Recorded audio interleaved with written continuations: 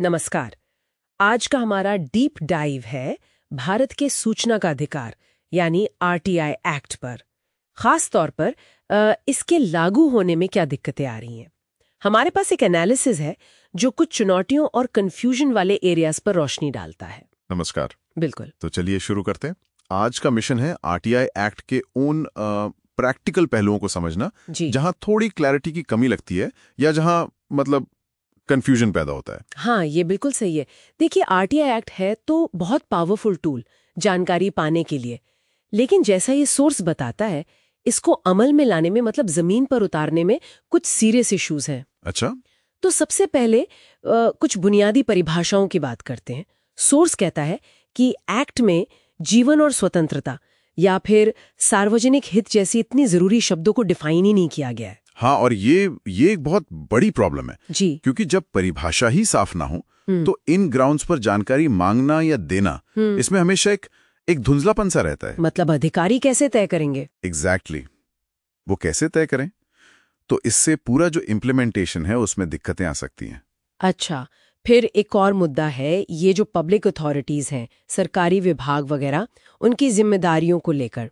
Section 4 कहता है कि उन्हें रिकॉर्ड ठीक से रखने चाहिए और खुद से मतलब प्रोएक्टिवली जानकारी पब्लिश करनी चाहिए। सुनने में तो अच्छा है, पर हाँ, पर पेच यही है।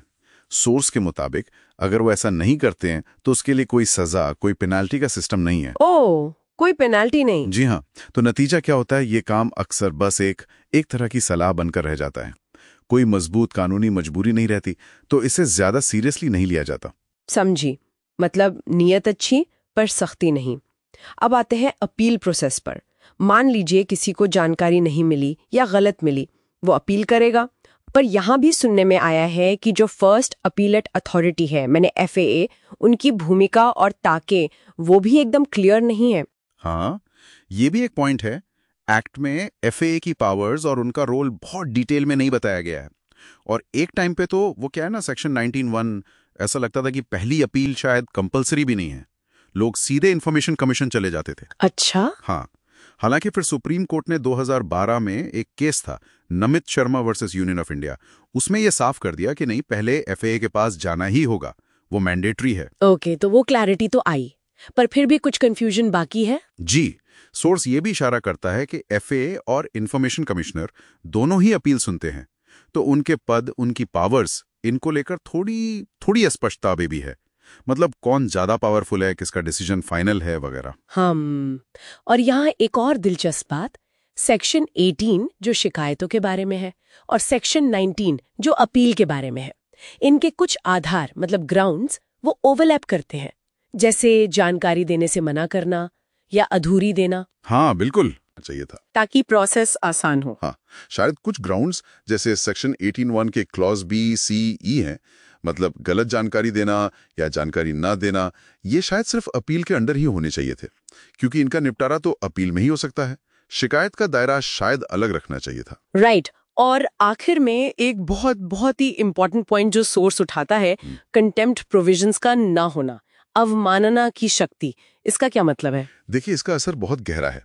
सेक्शन 19(7) कहता तो है कि इंफॉर्मेशन कमीशन का जो फैसला होगा वो बाइंडिंग होगा, मतलब मानना ही पड़ेगा। हाँ, बाध्यकारी। जी, लेकिन अगर कोई पब्लिक अथॉरिटी या अधिकारी उस फैसले को नहीं मानता है तो कमीशन के पास उसे लागू करवाने के लिए कोर्ट की तरह कंटेम्प्ट वाली पावर्स नहीं है। वो सजा नहीं दे सकते कि आपने हमारा ऑर्डर क्यों नहीं माना। अरे बाप रे, मतलब कमीशन फैसला तो दे सकता है पर उसे मनवाने के लिए उसके पास डंडा नहीं है। बिल्कुल, आप ऐसा कह सकते हैं। कोई सीधी इन्फोर्समेंट पावर, खासकर कंटेम्प्ट जैसी, वो नहीं है। ये एक बहुत बड़ी कमी मानी जाती है। ये तो सच में कानून के असर पर सवाल खड़ा करता है। निश्चित रूप से ये कानून की ताकत को कहीं ना कहीं कमजोर करता है। तो इस पूरे डीप डाइव से जो मोटी मोटी बातें सामने आई वो ये है कि आरटीआई एक्ट को लागू करने में कई उलझने हैं। जरूरी शब्दों की साफ परिभाषा नहीं है।